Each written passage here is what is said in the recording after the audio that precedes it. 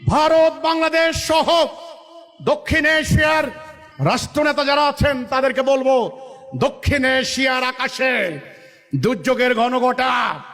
ভারতের বিরুদ্ধে বাংলাদেশ, বাংলাদেশের বিরুদ্ধে ভারত, পাকিস্তানের বিরুদ্ধে ভারত, ভারতের বিরুদ্ধে পাকিস্তান, এইভাবে লাগিয়ে দিয়ে হিন্দুর বিরুদ্ধে মুসলমান, মুসলমানের বিরুদ্ধে হিন্দু, এইভাবে সীমান্তে সীমান্তে অরাজকতা, অবিশ্বাস, দ্বন্দ্ব, হানাহানি লাগিয়ে দিয়ে দক্ষিণ এশিয়া রক্ষা করা যাবে না। আমি জানি, আমি কোনো রাজনীতি করি না।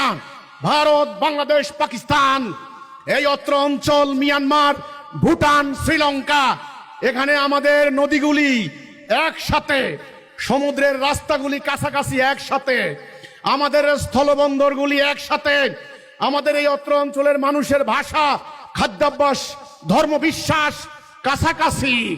আমরা এই অঞ্চলের মানুষ কেউ আল্লাহ ভগবান বিশ্বাস করি, কোরআন বাইবেল বেদ বিশ্বাস করেন, যাই করেন, ঈশ্বর বিশ্বাস করেন, আল্লাহ বিশ্বাস করেন। কাজেই এই অত্র অঞ্চলে একটা টার্গেট করেছে সাম্রাজ্যবাদীরা।